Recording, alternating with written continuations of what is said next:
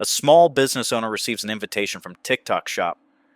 For a few minutes, it feels like everything they've worked for is finally paying off. One message, one opportunity, one chance to reach millions of buyers. Then they do something unexpected. Instead of opening a seller account, they open Reddit and ask a question almost no new seller asks. Will TikTok Shop ruin me? That stopped me, because it wasn't the question I expected. Not, can I make money? Not, is it worth it? Not even, how do I get started?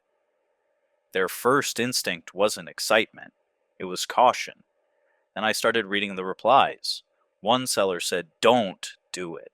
Another said, it's one of the best decisions I've made. Someone warned about automatic refunds. Another said it was incredible for finding new customers. Every comment contradicted the last. So, who was right? The more I read, the more I realized something. They weren't arguing about TikTok Shop. They were answering completely different questions. And that's when I noticed something experienced sellers do that almost everyone else misses.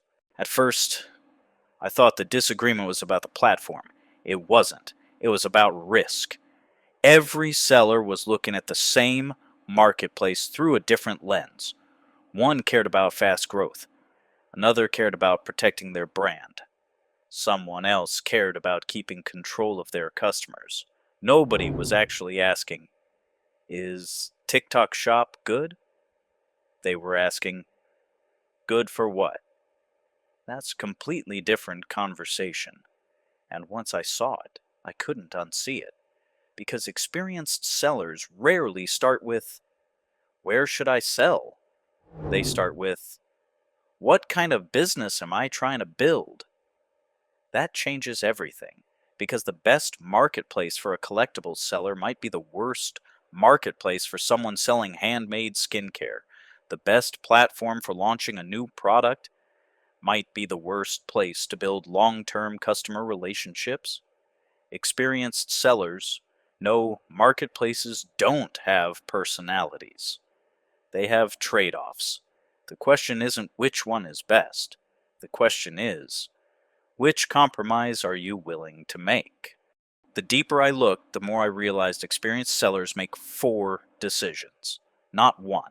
The first isn't choosing a platform, it's choosing buyers. Every marketplace attracts people with different intentions. Someone opening Amazon is usually looking for something specific.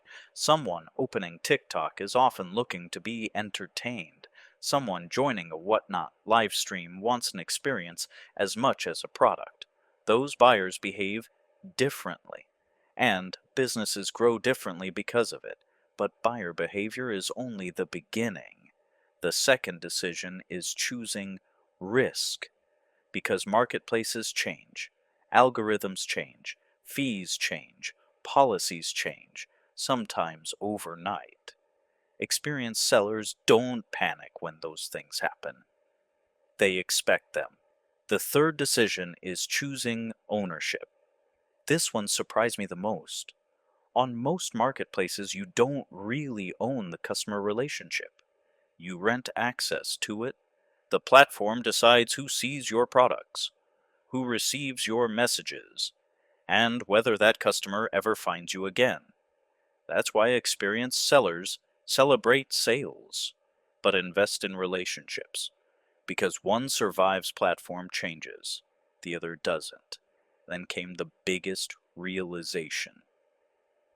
Experienced sellers aren't trying to find one perfect marketplace. They're trying to make sure no single marketplace can destroy their business. That's why the businesses that last almost always spread their risk. Not because every platform is amazing, because none of them is permanent. Eventually, that Reddit seller had to make a decision: join TikTok Shop or walk away. Interestingly, I don't think that's the decision that mattered, because 5 years from now, TikTok Shop will be different. Amazon will be different. Whatnot will be different. Every marketplace changes. The businesses that survive aren't built by people who predicted the future. They're built by people who prepared for it. That's what experienced sellers understand. They're not choosing the perfect marketplace, they're building a business that can survive imperfect ones. So before you ask, where should I sell? Ask something better. If this marketplace disappeared tomorrow, would my business disappear with it? If the answer is yes, you're not building a business. You're borrowing one. And that's the difference experienced sellers see that most people don't. The biggest marketplace isn't always the best one. And the fastest growing marketplace won't always be the fastest growing forever. Experienced sellers understand that. They don't build businesses around platforms. They build businesses that can survive beyond them. If that's how you want to think about e-commerce, subscribe to Seller Universe, because next time we're looking at one of the hardest decisions every growing seller eventually faces: knowing when it's time to leave a marketplace behind.